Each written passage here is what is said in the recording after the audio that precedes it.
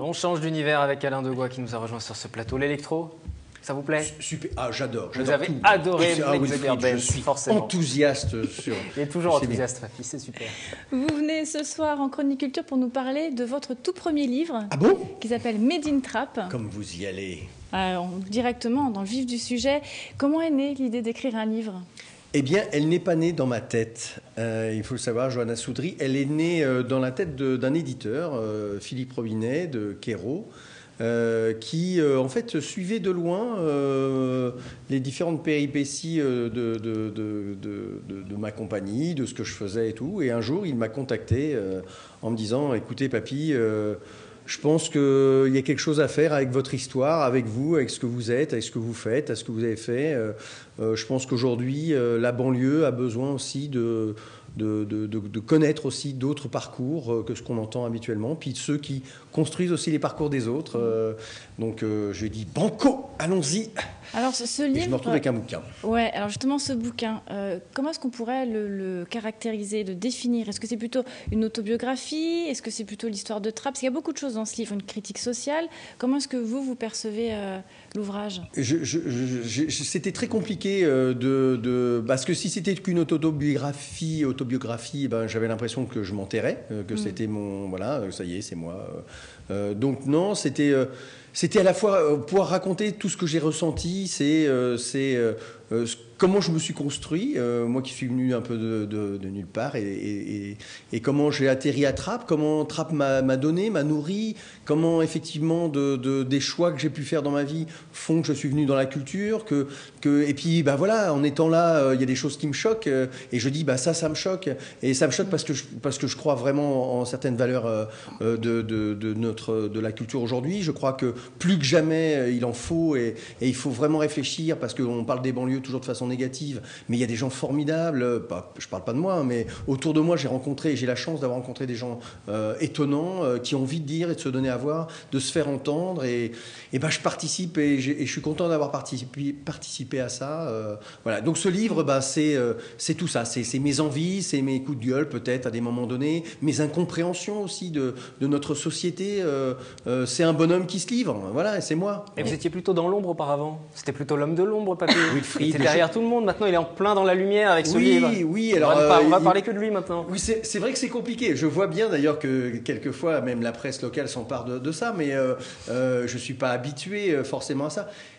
Mais je crois qu'il est temps aussi que je livre l'expérience que j'ai. Ça fait 30 ans que j'œuvre dans la culture sur le local, que ça a des répercussions nationales, donc Wilfried, oui, je prends la lumière. Ça y est, c'est décidé. Voilà, et ça me fait plaisir que vous mettez ces spots sur moi. Et tu prends très bien la lumière. Merci. Alors Papy, justement, vous intervenez depuis, vous disiez 30 ans dans le milieu culturel, dans les collèges, à Trappes, sur tout le territoire saint-quentinois, ça depuis des années. Vous connaissez très bien le terrain, vous êtes vraiment un homme de terrain, on peut le dire. Et malgré tout, eh bien, trouver des subventions frôle la mission impossible. Comment est-ce que vous expliquez ça ? C'est parce que c'est compliqué. On vient sur un champ des subventions de la culture, en fait, sont assez compliquées parce qu'il y a, je dirais, des structures, des infrastructures culturelles qui sont lourdes, qui pompent un maximum d'argent, qui ont des fonctionnements très lourds, et pas forcément, à la fin de ça, c'est des structures qui sont des sortes de tours d'ivoire qu'on a créées avec un système culturel français qui est aussi très, très, très frileux. Qui crée ses propres apparatchiks. Et donc, effectivement, quand on est un peu sur une ligne frontière de la culture, un peu en marge, et puis qu'on va travailler dans des territoires où c'est compliqué de parler culture dans ces territoires-là, alors soit on est stigmatisé comme acteur social et non plus acteur culturel, soit on est stigmatisé... Et du coup... Ne serait-ce que c'est d'avoir des subventions et de faire comprendre que c'est nécessaire, que c'est vital aujourd'hui, que ça passera par ça, et non pas seulement par le foot, et non pas seulement par une sorte de vernis culturel qu'on peut donner. Non, il faut y mettre. Et effectivement, c'est compliqué, encore aujourd'hui, de faire comprendre ça. Ça progresse, heureusement, notamment sur Saint-Quentin, on a la chance d'avoir la Casquie, et que... Au niveau de la Casquie, effectivement, il y a une reconnaissance du travail qu'on fait qui est plus importante, qui nous permet de tenir. mais on pourrait tellement faire plus, on pourrait tellement aller plus loin. Vous pensez qu'il y a une culture à deux vitesses en France et sur 50 ans d'Yvelines, où il y a vraiment les gens qui sont sur le terrain et puis les autres qui ont le pouvoir finalement? Mais je pense vraiment qu'il y a encore une fois dans notre système, et c'est valable à Saint-Quentin comme ailleurs, hein, une vraie disproportion dans les financements de la culture dans notre pays. Et c'est clair que moi j'appelle dès ce soir Johanna Soudry et Wilfried à l'insurrection culturelle des banlieues, mais vraiment de se dire donnez-vous à voir. C'est peut-être pour ça que le bouquin, j'ai dit oui, parce que je me dis merde, moi aussi j'ai envie de le dire. J'ai pas envie de baisser la tête ou d'accepter des systèmes qui ne me conviennent pas, qui ne sont pas justes pour les. On est dans un pays républicain. Je veux pas être un banni de la République, et je veux pas, et que cette République doit aussi prendre et donner la culture partout. Pour autant, c'est pas un livre pour régler vos comptes, pour autant. Hein. Non, je règle pas de compte. Je dis ce qui s'est fait. Après, il y a des gens qui peuvent mal le prendre parce qu'ils vont se sentir visés, parce qu'effectivement, ils ont participé aussi à ce phénomène, à cette structure-là. Maintenant, je leur en veux pas. C'est des êtres humains. Ils passeront comme moi. Mais en revanche, oui, de dire c'est ça. Et d'ailleurs, les choses bougent aussi, et j'espère encore une fois que leur réflexion à eux sur la culture qui se joue dans leur ville va bouger, et de façon positive. De dire les choses, c'est pas forcément d'être contre eux, c'est dire vous faites ça, mais pourquoi vous faites ça? Et on va le faire ensemble. Vous voulez pas? Pourquoi? Vous avez peur de quoi? Vous avez peur de quoi? Je ne vais pas vous manger, je mange à ma faim. Mais en revanche, je ne suis pas d'accord sur cette façon-là. Ou peut-être qu'il va falloir avoir en face de vous des interlocuteurs. Nous sommes pas que des acteurs, nous sommes aussi des interlocuteurs de la culture qui se joue ici. Il y a des gens qui l'entendent, des gens qui l'entendent moins, il y a des gens qui sont obtus, il y a des gens qui sont dans leur tour d'ivoire, il y a des gens qui sont dans leur petit pouvoir et qui se sont laissés bouffer par ça. Vivement qu'on arrive à avoir 2 mandats et pas 3 et pas 4. En France, il faut que les politiques aient que 2 mandats. C'est tout. Bien avec Papy, c'est que les choses sont toujours claires. Et c'est pour ça qu'on l'invite ici en Chronique Culture. Alors, vous revenez dans ce livre sur votre passé, vous avez découvert Jamel, vous avez aussi permis à Arnaud de Samer de se lancer dans le théâtre. Est-ce que ça, justement, c'est une fierté pour vous, justement, d'avoir réussi à aider, à accompagner des artistes en devenir? Alors, ce qui est super, c'est que c'était pas une volonté de ma part au départ. C'est vraiment, là, on est dans la relation humaine. C'est un Jamel qui veut faire son premier one-man show, et puis en face de lui, il n'a que moi comme interlocuteur, et je m'improvise quelque part metteur en scène du premier spectacle de Jamel. C'est tout neuf, ça marche, et puis voilà, l'enthousiasme fait que je dis on va essayer de le jouer ailleurs. On joue à la Verrière, ça marche, on joue à Rambouillet, ça marche. Je dis allons à la capitale, donc on monte à la capitale, et ça marche, il se fait reconnaître, et voilà, l'histoire se fait. Arnaud, pareil, ce que je me dis, c'est que c'est pas quelqu'un à qui je vais dire non, tu sais, tu as du talent. Je dis ouais, c'est super ce que tu veux faire. Allons, tiens, je te fais jouer ici, je te fais jouer là. Oui, tu vas donner des ateliers pour pouvoir ton statut d'intermittent. Et puis la compagnie sera là derrière toi. Tu fais ton premier spectacle. On va t'aider à imprimer, à trouver une salle. Voilà. Et puis derrière, il y a Arnaud Joyet qui écrit avec lui, qui est issu aussi de cette compagnie. Ce qui est intéressant, c'est qu'on voit que c'est dans la durée que les choses se jouent. Parce que Déclic est là et que tu commences à 1 an, mais au bout de 2, 3 ans, 4 ans, 5 ans, peut-être que celui qui a du talent, qui a le truc en plus, parce qu'il y a cette famille, parce qu'il y a cette compagnie, il sait qu'il peut s'appuyer, et ça sera le petit coup de pouce, le regard, la compréhension de ce qu'il a à me dire, qui va faire que je dis on y va, on embarque. Aujourd'hui, c'est même plus moi qui le fais, c'est Nourel Yakin, c'est Nouradine, c'est effectivement d'autres de la compagnie, Amel, Andy, qui sont eux, qui vont dire « Papy, regarde, j'ai rencontré celui-là, ou ce jeune-là, si on tient, il va donner quelque chose. Cette jeune fille, elle est incroyable, elle a un univers à défendre. » Voilà, et c'est bien aujourd'hui, c'est que je ne suis plus tout seul, c'est qu'il y a tous ces gens derrière qui œuvrent pour reconnaître et accompagner les talents. Vous êtes le papy donc, de cette compagnie de théâtre, comédien, metteur en scène, découvreur de talent, sculpteur aussi, on découvre ça dans votre livre, pour les personnes qui ne le savaient pas encore, auteur aujourd'hui. Alors c'est quoi la prochaine étape? Je pense que je vais... Non, mais ce qui est intéressant, c'est d'explorer. Johanna, je vous convie à explorer aussi toutes les possibles. J'ai la chance de pouvoir, moi, effectivement, aujourd'hui, explorer la sculpture. C'est un truc qui qui me prend de plus en plus. J'ai envie d'aller plus loin là-dedans, j'ai envie de voir ce que j'ai à dire et encore à dire avec ça. Je pense que ça, c'est la voie là qui risque d'être prépondérante dans les années qui viennent. Et puis l'accompagnement d'artistes reste quelque chose de vraiment étonnant pour moi et qui me nourrit. Donc je vais continuer ça et puis voilà.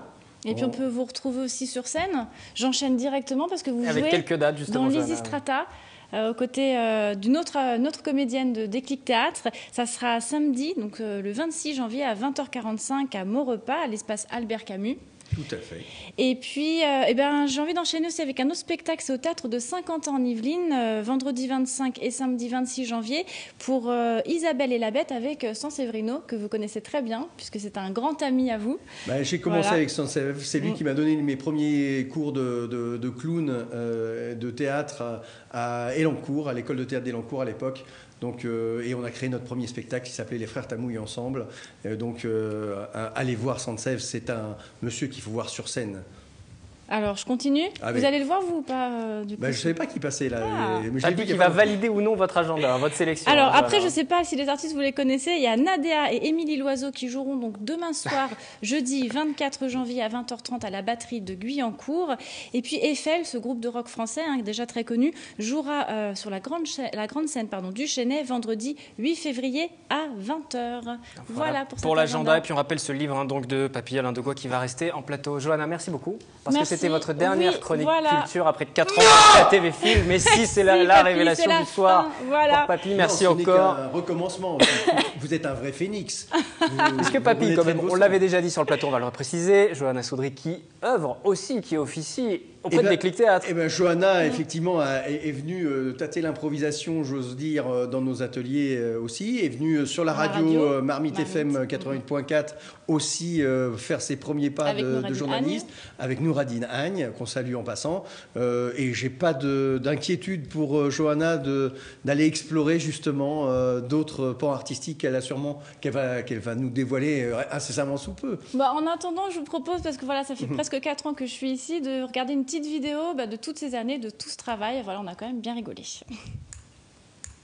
Tim Burton nous emmène avec Alice faire un voyage dans le fantastique au pays des merveilles.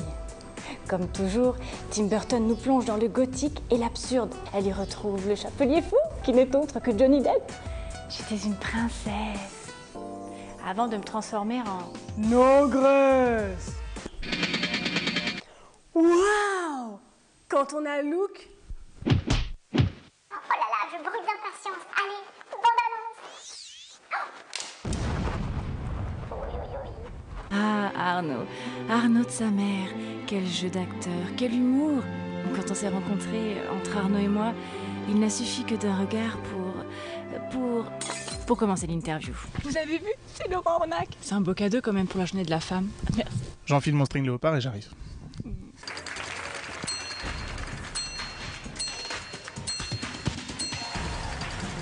Voilà, sur l'agenda. Allez, j'ai confiance les enfants.